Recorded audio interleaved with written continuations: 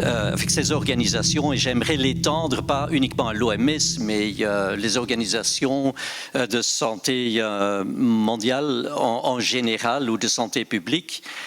Il y a beaucoup de façades, hein, et vous avez vu les structures, comme Astrid et d'autres ont expliqué.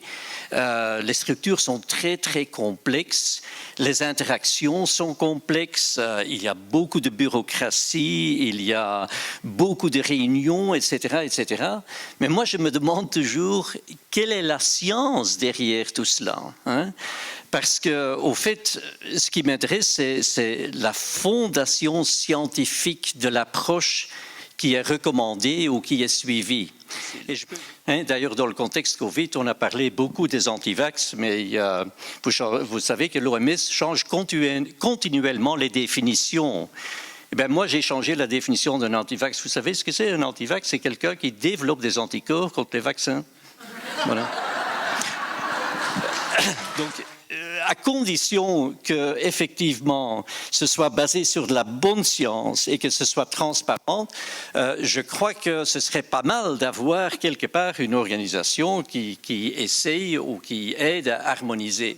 Je dis souvent que la stupidité commence souvent avec une surestimation de soi. Et c'est typiquement qu'on voit dans ces organisations.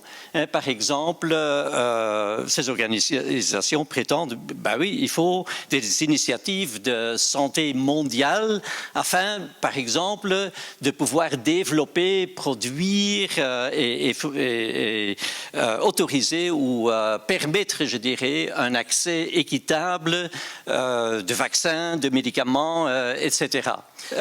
Oui, on a déjà parlé de la corruption.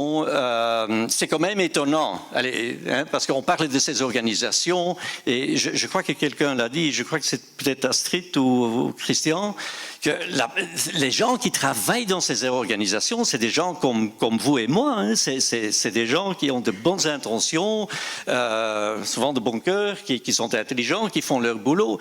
C'est quand même étonnant que c'est toujours au sommet, hein, qu'il y a cette corruption. C'est toujours là que ça se passe, peut-être 1% ou moins, enfin le upper management.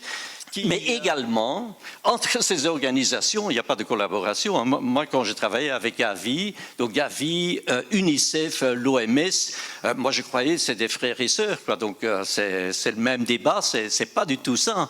Hein. Donc la communication, elle est souvent lamentable et on cache des choses, on n'est pas du tout transparent. Donc c'est pas uniquement au sein de l'organisation même qu'il y a une certaine corruption, mais également entre ces organisations. Et je vous donnerai des exemples, parce qu'au fait, c'est facile de faire des déclarations comme ça, hein, je prétends ceci, je prétends cela, mais je vous donnerai des exemples où vraiment noir sur blanc, ça a été prouvé.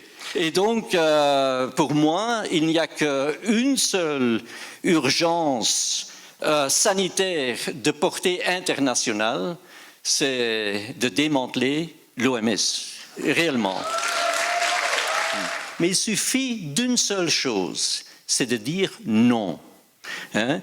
Vous voulez vous vacciner? Oh non, c'est ma santé, c'est mon corps. Vous voulez vacciner mes enfants? Non, moi j'ai la responsabilité de la santé de mes enfants.